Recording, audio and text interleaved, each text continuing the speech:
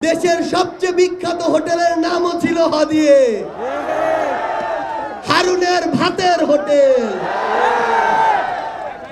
এই হোটেলে যারা খেত তারা তো খেতই, হোটেলে যাওয়ার সুযোগ না পাওয়া পাবলিকরা যা খেত তার সবচেয়ে পরিশীলিত নাম হতে পারে হামারা খাওয়া। কি হতে পারে? যুগে পত্র পত্রিকা, টিভি ফিভি বলে কিছুই ছিল না, যা ছিল তার নামও ছিল হাদিয়ে, হলুদ সাংবাদিকতা। এর বাইরে হিংসা, হানাহানি, হুমকি, হুঙ্কার, হত্যা এসব ছোটখাটো হয়ের দাপট তো ছিলই। 15 বছর পর যুগের সমাপ্তি ঘটল। পালিয়ে গেলেন, যে বাহনে করে পালালেন তারও নাম হাদিয়ে, হেলিকপ্টার। হাদিয়ে শুরু, হাদিয়ে শেষ। আমি ভাবলাম যাক, যুগের অবসান হলো তাহলে। হায়, কিন্তু কিসের কি? এখন আবার নতুন করে হয়ের হাহাকার শুরু হয়েছে, চারিদিকে হয়ের হাউকাউ।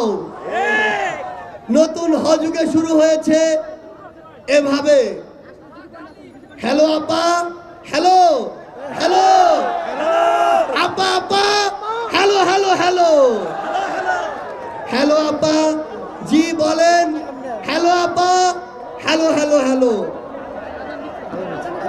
এভাবে হাদিয়েই কবিতাটি শেষ হলো। ছাত্রলীগের প্রশ্ন আসে তখন শুধুমাত্র কলেজের ছেলেগুলাই যথেষ্ট। ছাত্রলীগকে মাঠ থেকে উৎখাত করার জন্য সবাই নামার কোনো প্রয়োজন নাই। শুধুমাত্র ঢাকার কলেজের যারা রয়েছে ওই কলেজের ছেলেগুলাই যথেষ্ট। তো সুতরাং তোদের কাছে অনুরোধ, তোরা যেমনি ছাত্রলীগকে উৎখাত করার প্রশ্নে যেভাবে একসাথে হয়ে যাস, ঠিক একইভাবে নিজেদের মধ্যেও যেন সবসময় একসাথে থাকিস। তোদের ঝামেলা মীমাংসা করার জন্য যেন আবার আমাদেরকে না চাইতে হয়। আমাদের শুধু একটা মাত্র ম্যাচ খেলবো, সেটা হচ্ছে শুধু ছাত্রলীগের সাথে,